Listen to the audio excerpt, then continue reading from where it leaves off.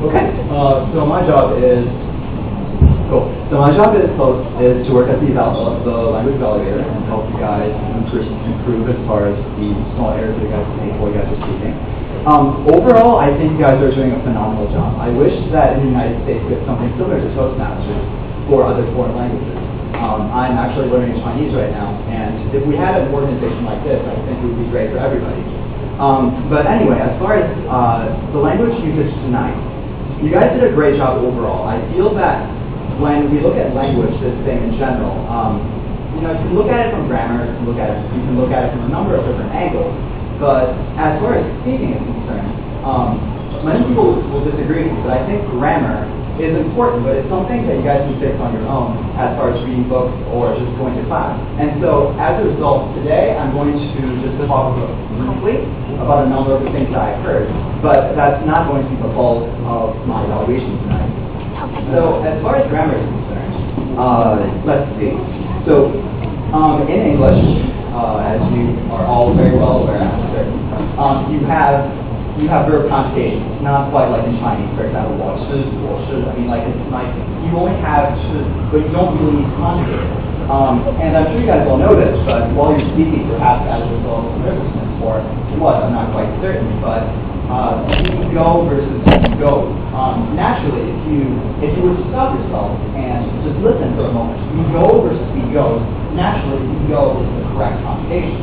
However, as a result of being nervous or what, I don't know, you will say we go instead of we go, which again is a very minor issue, which I feel that most of us can benefit from simply going to class or reading a number of books and really noticing our usage a little bit more. So that's a minor thing. Another one, I'm run out of time. So in English, I'm is the abbreviation for I am, right?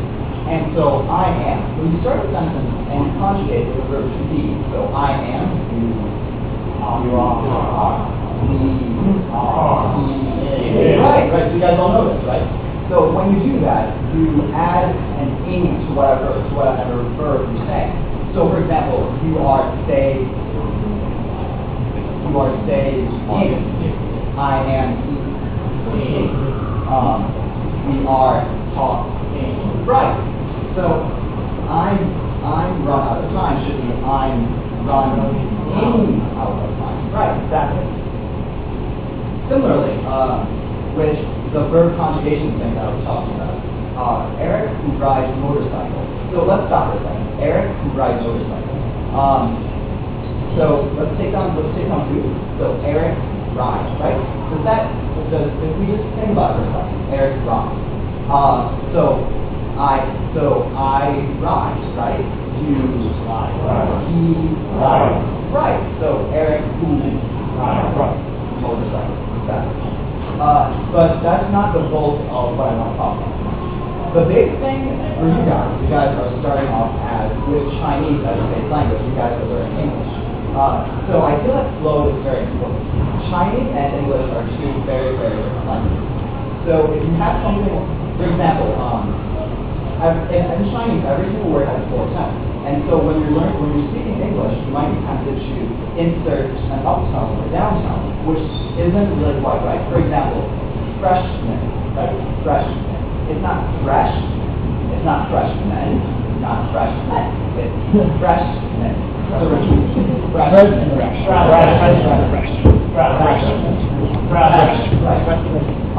And another thing, skills. I can't remember whose presentation was during, but skills. For example, you would say, let me show you exactly. Well, anyway, skills. So skills as opposed to skills, right? You guys can see the difference, right? Skills versus skills. So skills. So make sure to elongate your speaking your mouth. Skills.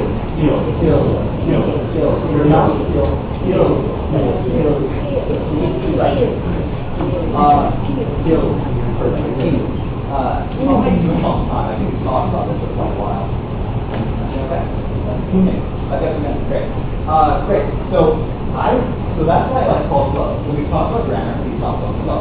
So So the third topic I'd like to talk about essentially is thank you. So the third thing I want to talk about tonight is again, something you guys already know, the difference between Chinese and English. So I can't remember who it was. I think it was during your presentation, actually. But there's some words that you can't directly translate into English. So for example, I heard you say brother in school, which is it's very please. It's very, very common. But what you meant to say was 学长, right? Right, it's 学长. But it doesn't quite translate that way. So some things you can't translate directly over. So as far as that's concerned, you would just say an older classmate. That word is just wrong. Older classmate. Younger classmate, older classmate. That's wrong. That's one notable example. There's just many things that you can't translate over. For example, like Kim Babu. Like how do you translate that into English? If one translation is please correctly in Babu. Okay. So as far as Babu is concerned, that's translated into something like heaven, sword, dragon, saber. It's a very bad, convoluted translation. It doesn't work too well. So my biggest suggestion as far as this is concerned is make sure to, when you're speaking English, try as to the best of your ability to only think in English and not translate over. And this will be the last one. I very like it. So, if we translate that directly, like I very like it, but in English, it doesn't quite work out that way. I like it very much. The grammar isn't quite the same. And so as far as that's concerned, I can't really give you, there isn't a magic formula I can give you guys. It's similarly to how I'm learning Chinese. But the best thing I can give you guys as far as this is concerned is try to, and this does not translate well into English, so I'll just say 3 sentences in Chinese. But 我觉得我们应该培养这个语言 because that's the most important thing as you learn any form of language. But overall, tonight you guys did a phenomenal job. You guys did both did a phenomenal job, and I really wish we had something like this in the United States. I think it would be great for all of us in the United States as we're learning foreign languages. But great job tonight. These are just some very, very minor things that I'm sure you guys will be able to. All right, thank you.